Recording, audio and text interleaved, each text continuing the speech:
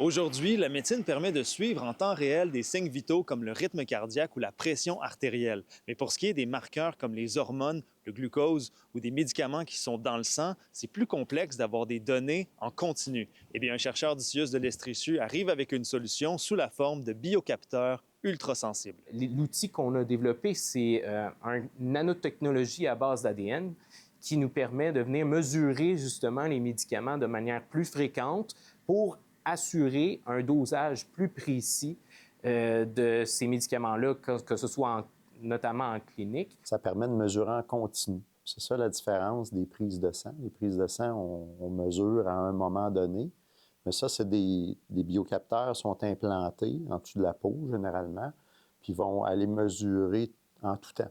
Fait qu'il va y avoir un signal qui va être disponible, qui va être exploitable en tout temps. Je suis diabétique depuis plus de 40 ans, 42 ans exactement, puis un utilisateur de pompe à insuline depuis plus de 25 ans. Vous utilisez là, ces microcapteurs. Qu'est-ce que ça a changé dans votre vie? Cette technologie-là, ça change tout. À toutes les 5 minutes, ça te donne une indication sur ta valeur de glycémie en temps réel. Et je peux à ce moment-là réagir et commander ma pompe, lui dire de me donner plus d'insuline si nécessaire. Donc, ça me donne une idée de ce qui va se passer là, dans le futur.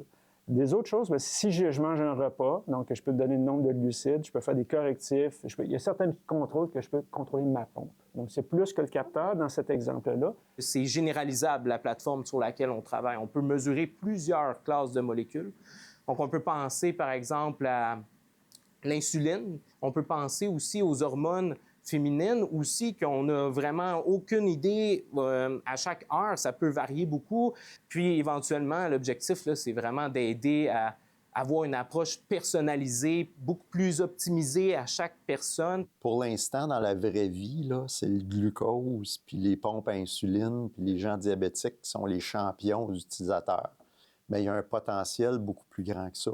Puis évidemment, dans d'autres circonstances, comme les soins intensifs ou en salle d'opération, par exemple, on veut mesurer certains médicaments, les niveaux de certains médicaments dans le sang.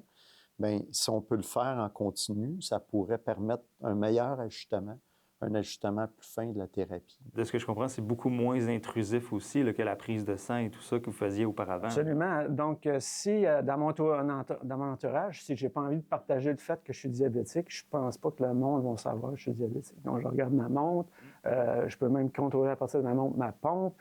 Donc, c'est beaucoup de facilité à vivre, beaucoup de facilité, toujours entre guillemets, là, mais toujours, ça rend la chose un peu plus gérable, je dirais. À Sherbrooke, Alex Soro, pour Nouveau Info.